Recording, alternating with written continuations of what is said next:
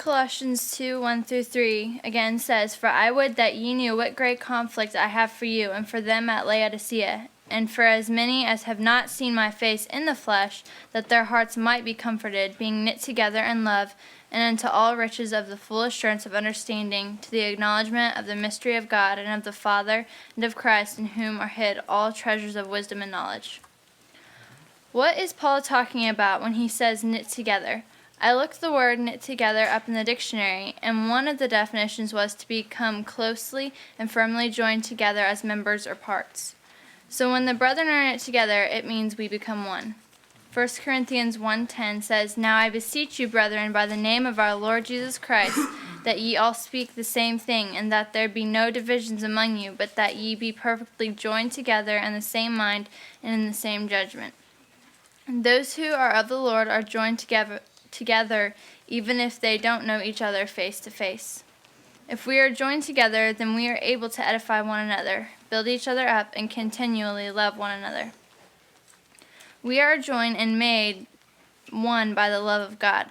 Ephesians 4:16 says, from whom the whole body fitly joined together and compacted by that which every joint supplieth, according to the effectual working in the measure of every part, maketh the increase of the body unto the edifying of itself in love.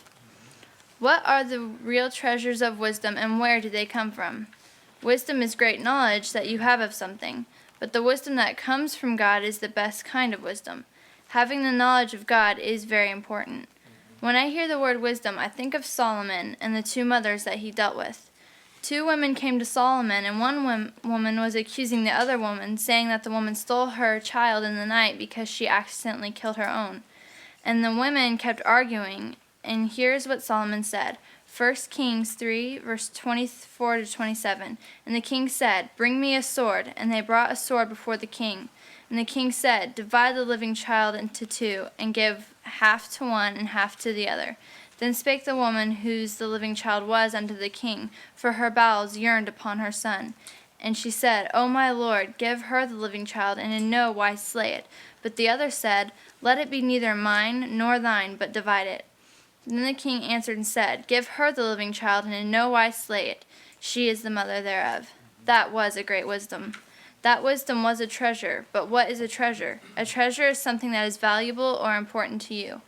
God's wisdom is such a treasure that it is immeasurable. It cannot be fully known to any man, and we need it in order to live. The treasures of wisdom and knowledge come from God.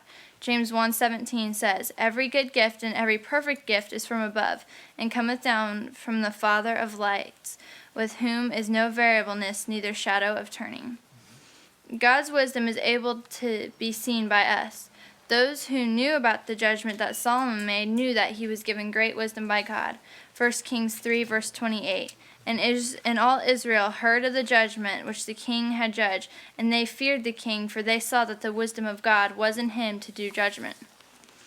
God is the only one who can possess real treasures of wisdom and knowledge. Colossians 2:3 says, "In whom are hid all treasures of wisdom and knowledge." Proverbs 2:6, "For the Lord giveth wisdom, out of his mouth cometh knowledge and understanding." God had to have wisdom to create the earth and us. You can't honestly look at all things that God made and say that he has no wisdom. Psalms 104, verse 24, "O Lord, how manifold are thy works, and wisdom hast thou made them all. The earth is full of thy riches." The brethren could not receive the treasures of wisdom and knowledge even though they didn't.